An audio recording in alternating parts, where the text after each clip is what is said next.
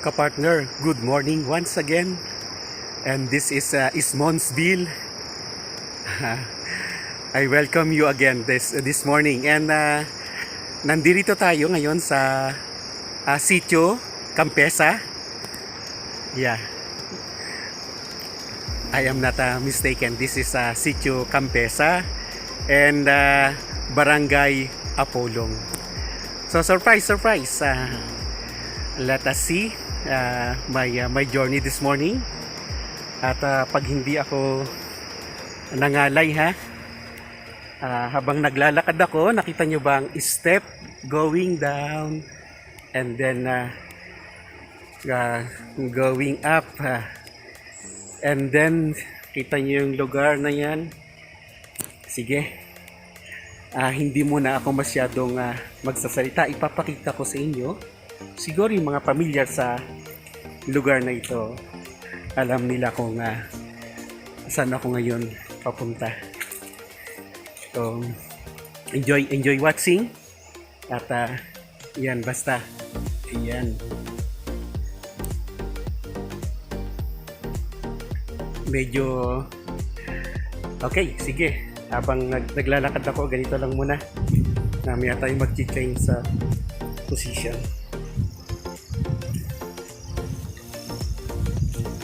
Dahan-dahan kasi medyo talagang at my own risk. Sana safe tayo sarado yung road, yung pinakang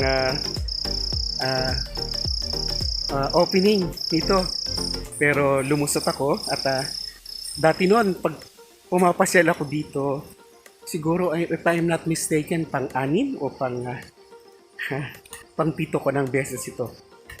At pray on my journey na safe ako sa pagkakataong ito. Kasi noon, mga nakaraang pagpasyal ko dito, taon na rin ba ulit? Kasi maraming mga nakakasabay dati. Medyo slippery nga ang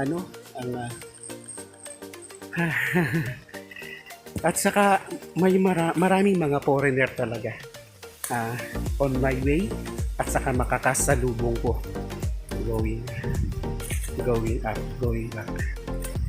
At pero ngayon okay.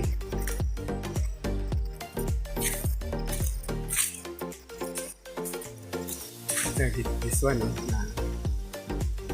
wala nang medyo awakan kapitan. Wow.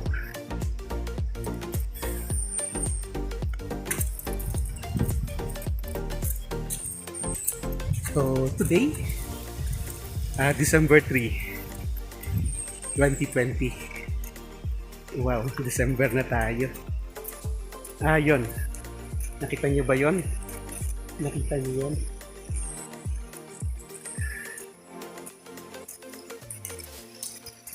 So talagang forest na forest yung dinadaanan ko, no? Saka nakita nyo ba yung nakita nyo yan? Step ko going.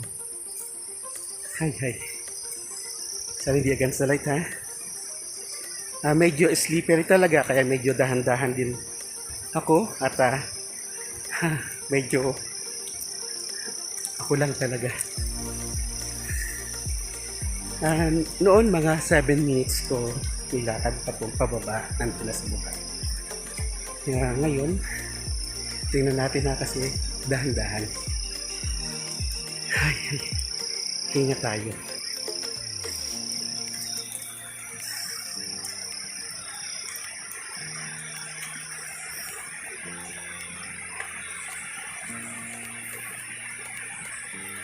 Sana ma-edit ito na merong music. Pero may sariling music. Narinig nyo ba yung sariling music? Yung agos ng tubig. Narinig ko. Oh, meron palang ganito Dito alam ko ito. Sana wide ito. Tingnan natin kung ito. So, itong wild na ito ay Kasi kilala ko naman itong ito. Ibang bata eh.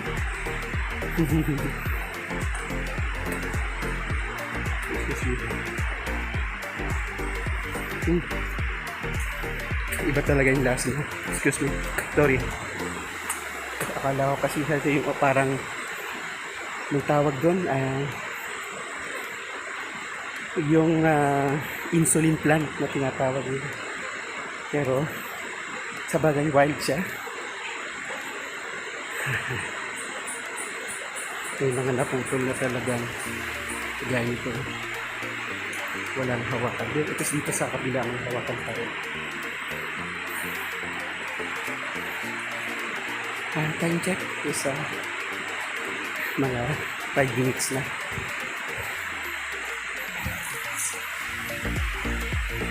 And then yung wild ayan. Mamaya ha, enjoy nyo lang talaga yung mga makikita nyo. Hindi natin yun naman masyadong salita.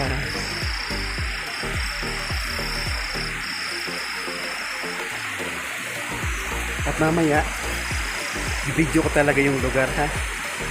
Hindi ako muna magpapakita kasi naka-selfie ito ngayon. At alam nyo naman ha, ayan, cellphone ang ginagamit ko.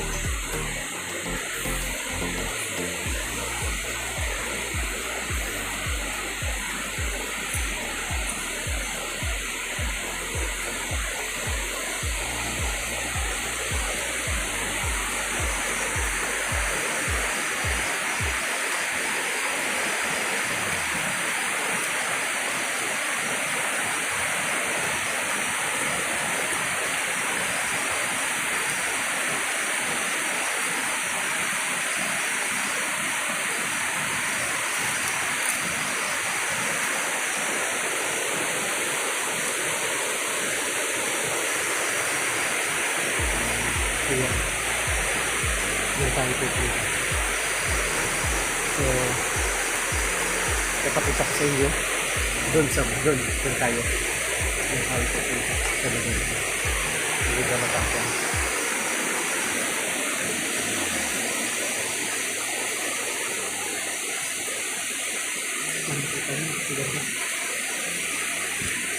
So, ayan. Ipakita sa inyo. Medyo ipapart ko natin. Okay lang ba? Sige, see you mga ka-partners at sana ma-enjoy nyo itong ating journey ngayon. At safe tayo ha. So see you again.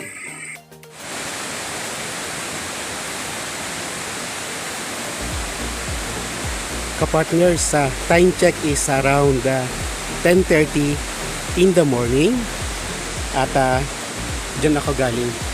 Yan yung step down na binabaan ko, and then ito papakita ko sa inyo. Ayan. At syempre nakatawag na naman ang pansin itong ayan, hindi mo na ako masyadong magsasalita ha, basta enjoy nyo. Ayan.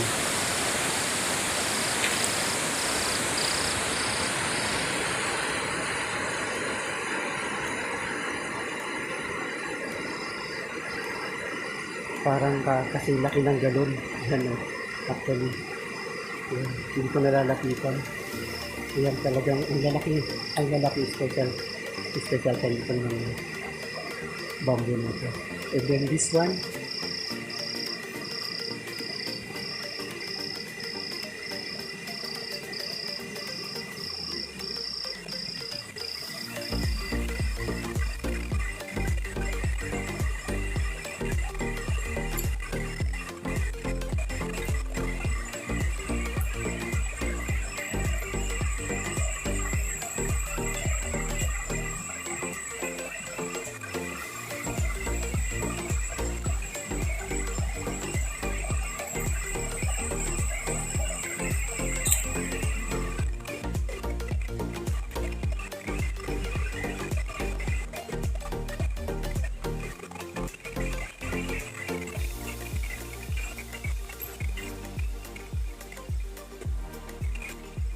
ito ang tumutubo kaya ito pagka ikakating natin. Tingnan natin kung makapangayos tayo mamaya. Oh.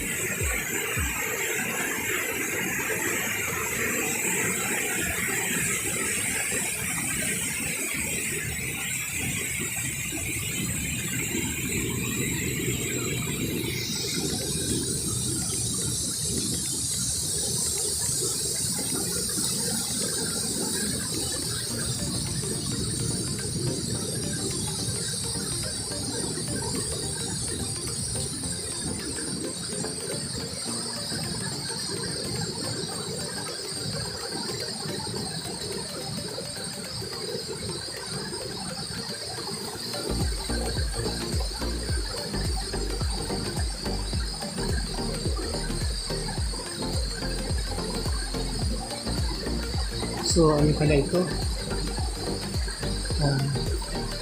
Purong bato pala talaga siya. Ang laki-laki ng big, huge sa wide rock na tumubo rin. Tumubo pa rin ang mga halaman. Yung dating daan, no? Yan dati ka dati.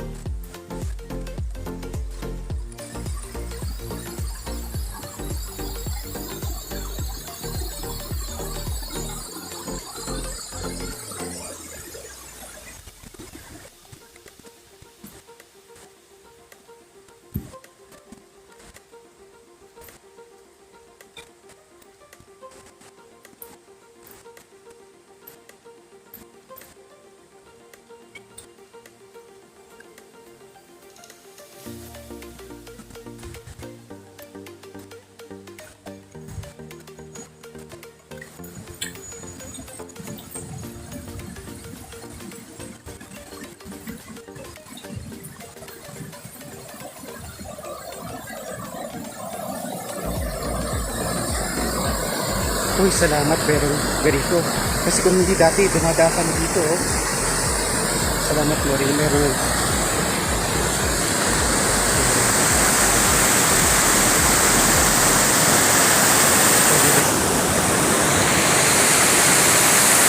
Kita niyo ba? Ayan, para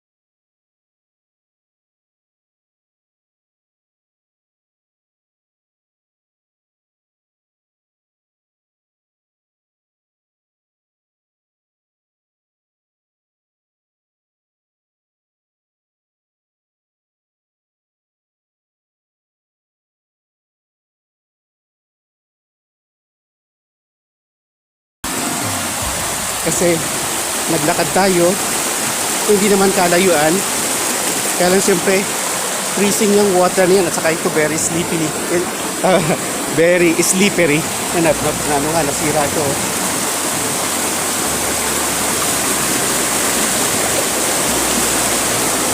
So kawayan talaga yan, malalaking kawayan.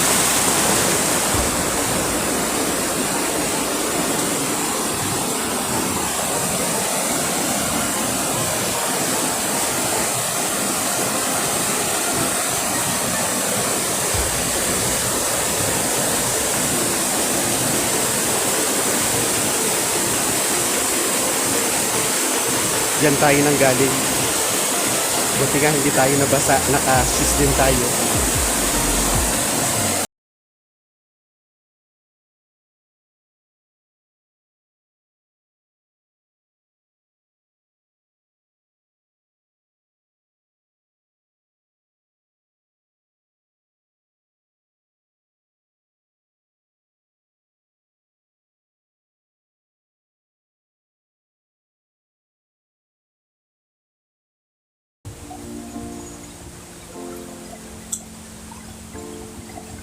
Ito pa mga ka-partners, last time